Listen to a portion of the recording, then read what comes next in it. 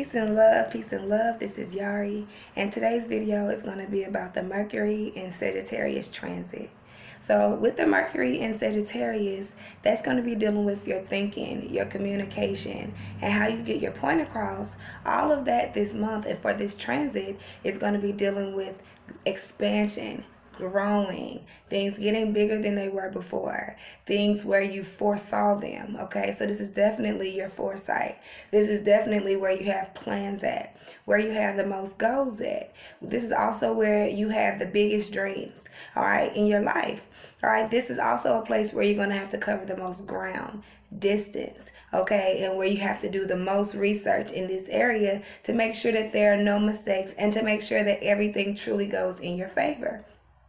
With the Mercury and Sagittarius, you're going to be having to do this with a lot of people in different areas of your life. Now, depending on what area you have it in, meaning what house you have it in, okay, a lot of people might have to deal with this with their family. A lot of people might have to deal with this as far as in their relationships. A lot of people are dealing with this as far as their career and business, those type of relationships with clientele. A lot of people are dealing with this as far as with social media, all right, their influence on the world, where they're making a change or a difference. People are starting blogs, websites, all of those different things. Social media is definitely a place to do those things. And so with that Mercury and Sagittarius, a lot of people are making their plans for the next year. All right. So we want to pay attention to that. There's also going to be a Mercury retrograde at the end of the month. So you want to pay attention to that too. This is going to be reflecting back on things, maybe a journey, maybe something you've learned if you were in school, if you moved away, if you did some type of vacation, some type of trip. Some people may have even been pregnant or expecting a baby last year. Dealing with last year, this is dealing with your thoughts and things you've learned. Where have you gained your understanding? Where have you grown the most? Okay, and now you get to plan for further advancement in this area of your life.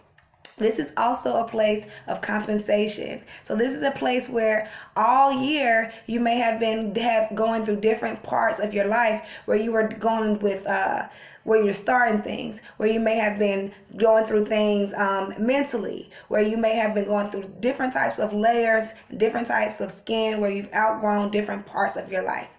Now you get to completely compensate in those areas where you had to go the lessons, where you had to go through the dark times. Now you get to compensate. Now you get this look ahead. Now you get that favor and that bliss that you've been kind of searching for. And you're going to let it settle right there for a little bit when you have that retrograde. Now we get to sit here for this period and scan back and scale back and have unfinished business be taken care of in this area of our life so that we can move forward, so we can move ahead.